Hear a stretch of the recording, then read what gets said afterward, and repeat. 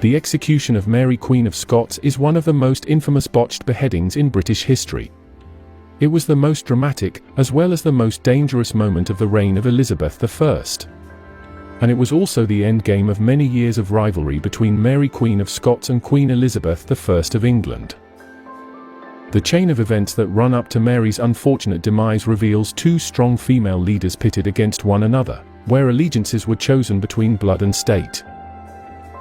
Mary, Queen of Scots, was perhaps best known for the role she played in Scotland's royal history. You may already know that her action in politics and marriage sparked rebellion among Scottish nobles, or that she was beheaded at the age of 44. Mary had been Queen of Scots since she was just 6 days old.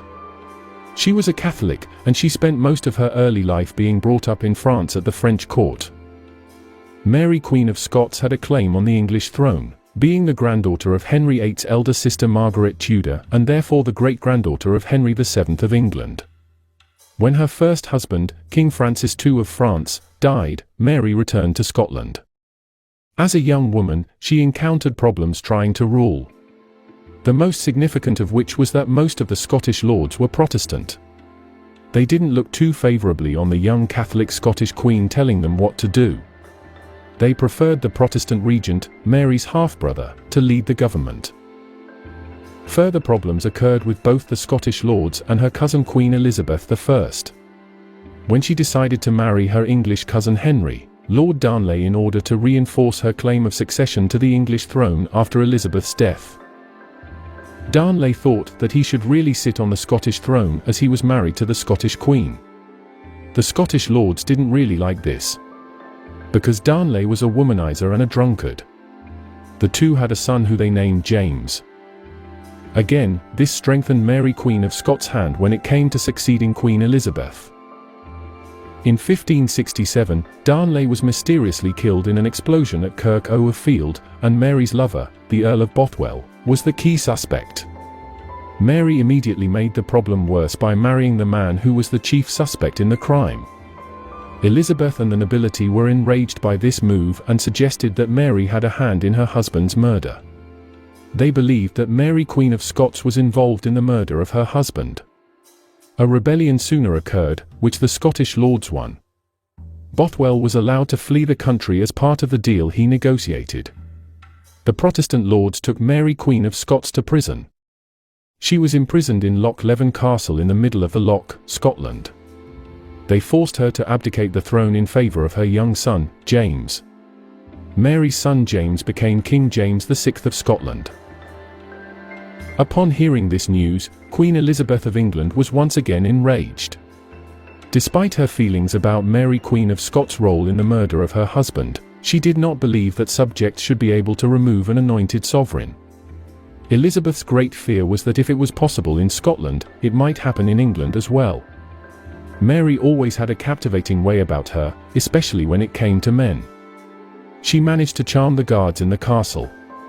Miraculously, Mary escaped the castle. She fled to England to seek protection from her cousin, Queen Elizabeth I.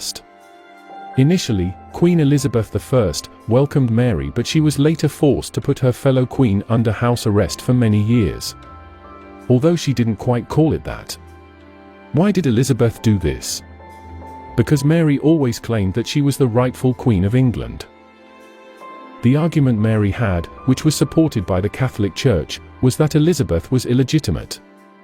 King Henry VIII had made her so when he nullified his marriage to Anne Boleyn before her execution.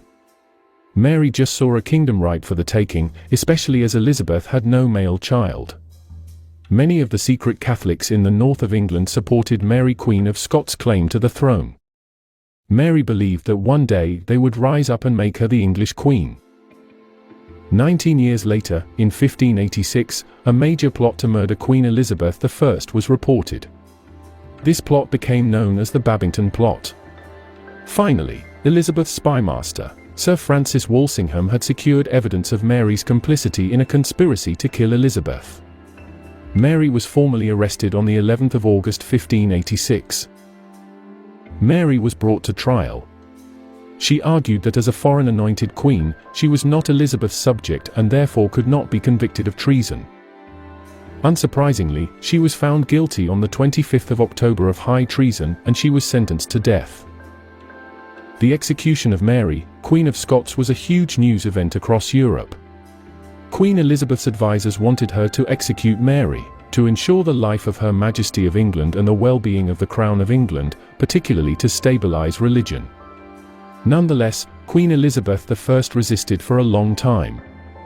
She didn't want the blood of her cousin and a fellow anointed sovereign on her own hands. Eventually, Queen Elizabeth I signed the execution warrant, and the execution was carried out a week later. The execution of Mary Queen of Scots took place in the Great Hall at Fotheringhay Castle.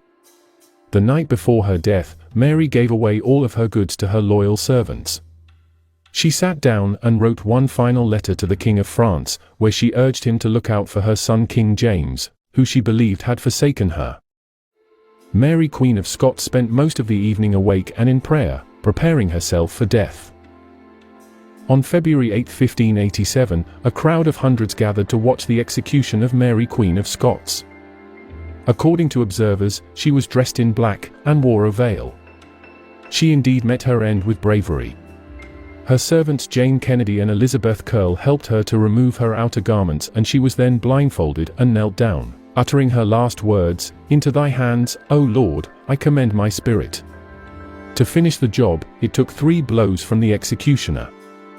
Once it was done, the executioner picked up Mary's head, displayed it to those in attendance, and cried out, "God save Queen Elizabeth." And so, every man being commanded out of the hall, except the sheriff and his men, she was carried by them up into a great chamber lying ready for the surgeons to embalm her.